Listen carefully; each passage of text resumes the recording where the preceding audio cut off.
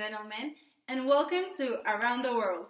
Today, we're going to focus on violence and eating disorders in Mexico. Now, my friend Jenny is going to tell us some general information about eating disorders.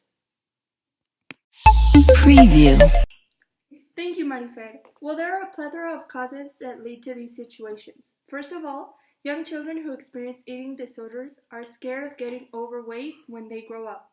Due to this, they can't miss certain meals of the day. They increase in physical activities, follow strict diet plans, and have abnormal weight changes.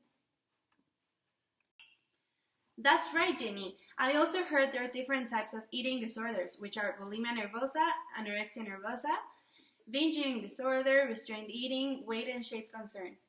Thank you so much for sharing that information with us, Jenny. Now we will continue with the specialist Citlali Beltran to talk to us about the psychology behind child abuse.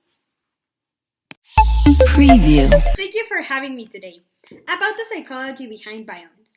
There are studies that say that this type of behavior comes from watching TV shows, domestic abuse, and if there's any psychological disorders involved.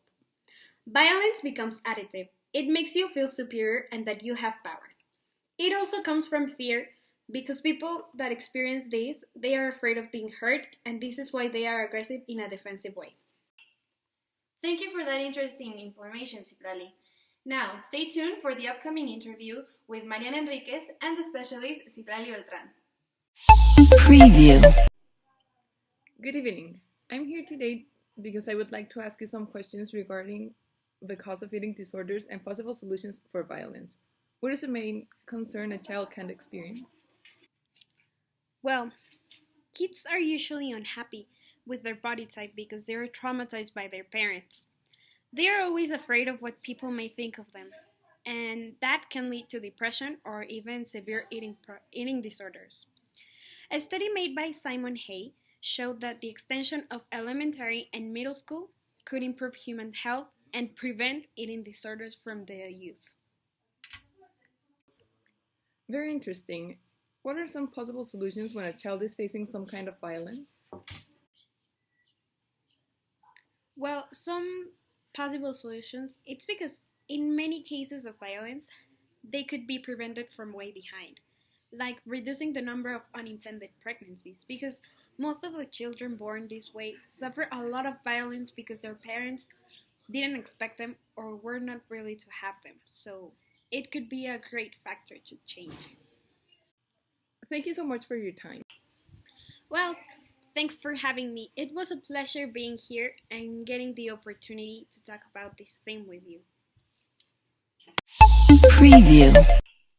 Up next, Jenny will tell you some facts about eating disorders and child abuse.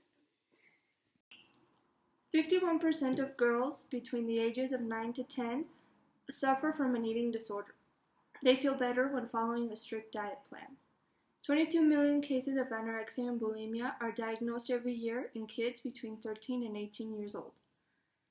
43% of boys and 37% of girls between the ages of 6 to 12 in Mexico City experience obesity. In 2018, Mexico showed the highest number of child abuse cases.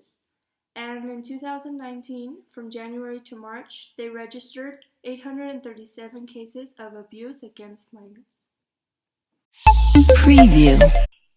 Thank you very much to all the contributors for this program. That would be all for today's topic of eating disorders and violence. Tune in next week for more information. See you next time.